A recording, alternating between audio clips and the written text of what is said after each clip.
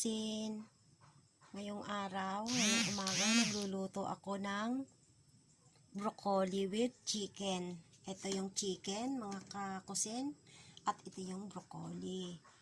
Yan. Mag-isa muna tayo ng, una sa lahat, prituhin muna natin itong manok. Ito ay napakuluan ko na. Prito muna natin yan ng sandali, mga kakusin.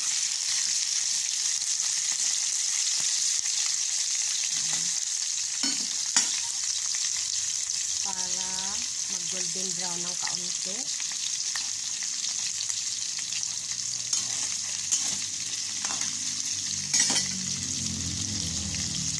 Mas yummy kasi yung manok kapag brown ng kaunti, mga kakusin.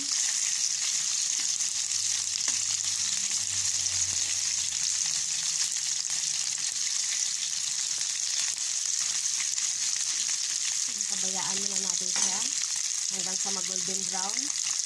At ngayon nga mga kakusin ay golden brown na ang manok. Ilagay na natin ang sibuyas at bawang. Itabi muna natin.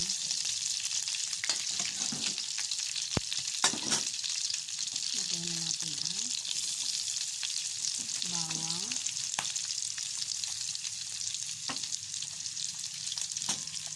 Haluin natin ng kaunti mga kakusin.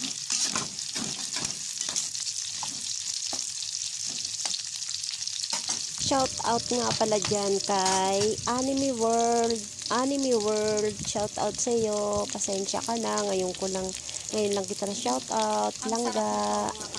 Salamat sa palagi mong pinapanood ang aking mga upload na video. Anime World, shout out sa iyo Palangga. Shout out na rin kay Dinisa. Din, shout out sa iyo. Alam ko lagi ka nakabantay sa aking mga ina-upload na video. Salamat sa inyo. Anime World, salamat. Shout out sa iyo, Palangga. Shout out din sa iyo din.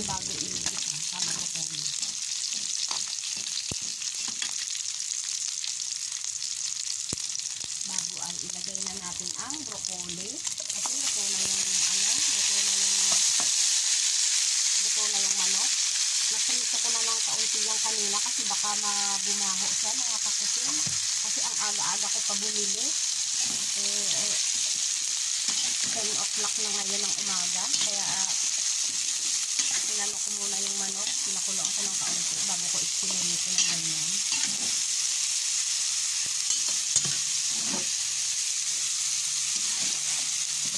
So, ilagay na natin ang konting toyo. Konting toyo lang muna. Ayan. Tandaan nyo, mga kakusin, ang aking mga nilalagay. Paminta. Paminta yan.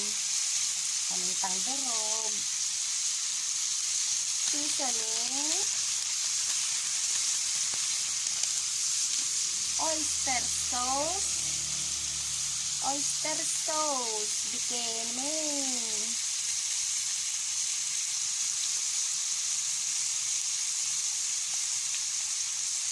Pwede natin ang lalagyan.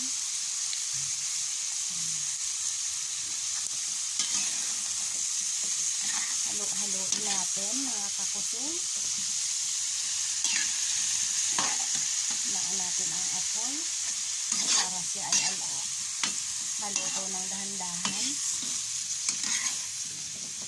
Ang sarap ng mga kakusin. Pag natikman nyo to, naku. Lagyan natin siya ng kaunting water. Half cup mga kakusin. Ayan, ganyan.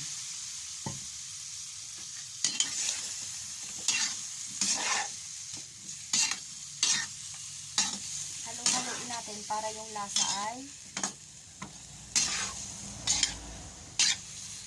ma-absorb ng ating gulay na broccoli at manok.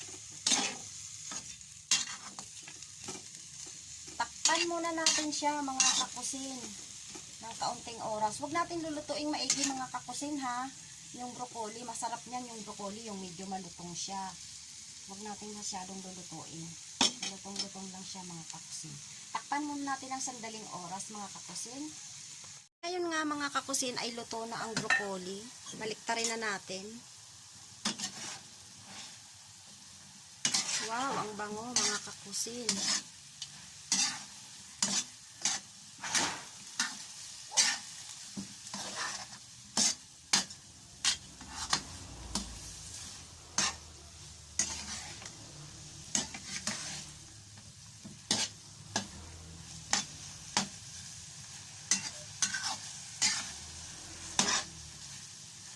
Sarap ng amoy mga kakusin.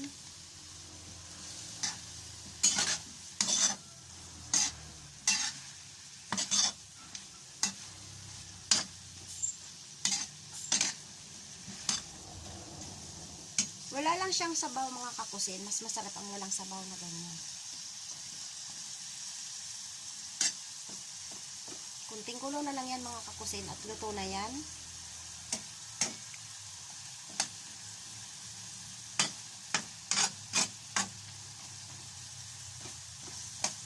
Bango-bango mga kakusin.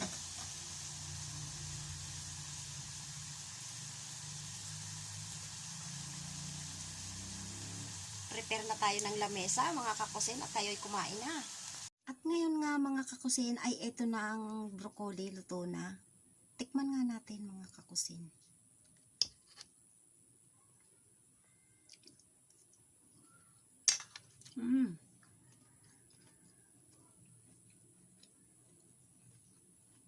Sarap mga kakusin.